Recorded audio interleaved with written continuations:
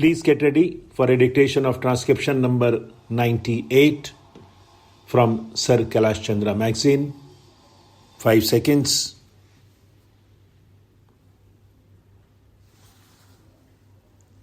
Start.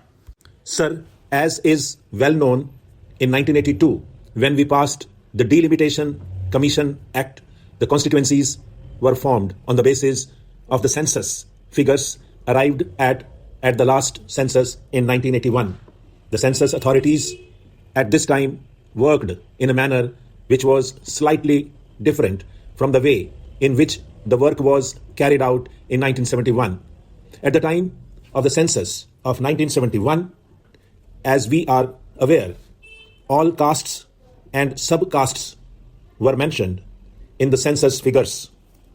But at the time of the census of 1981, naturally, in view of the change in our policy, what they did was that they did not enumerate all the castes, but only enumerated such castes as were ordered to be enumerated, generally as had to be given some special representation under the orders issued by the President under Article 341.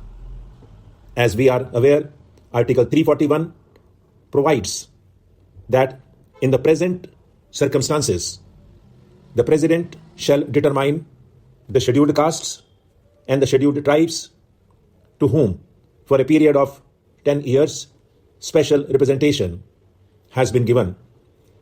And under Article 341(2), if at all there is to be any change in the list, then it is only Parliament that can make that change. At the present moment, the position is that at the time of the census of 1981, there was an order giving the lists of the scheduled castes and the scheduled tribes for whom special representation was to be given. Therefore, at the time of the census of 1981, they tried to collect information only about those cases which were mentioned in that order for the purpose that they may be given the special representation on that basis.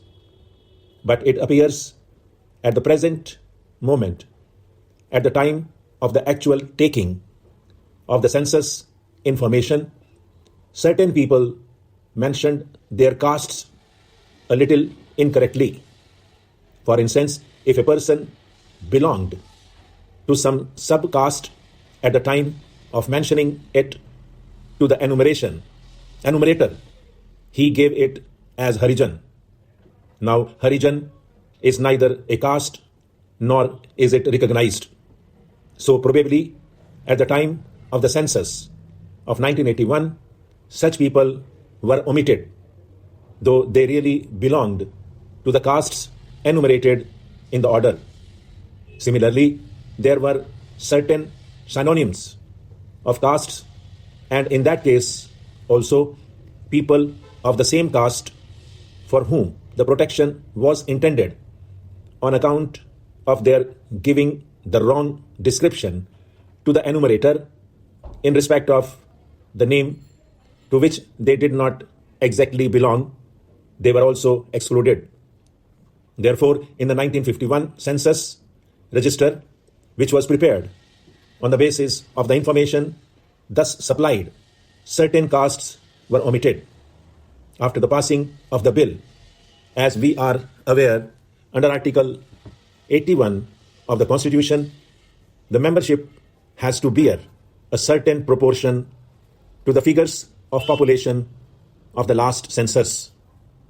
It was, however, found, as for instance, in the case of Andhra Pradesh, though there is a general increase in the population as a whole, there was a decrease in the population of the scheduled castes and the scheduled tribes.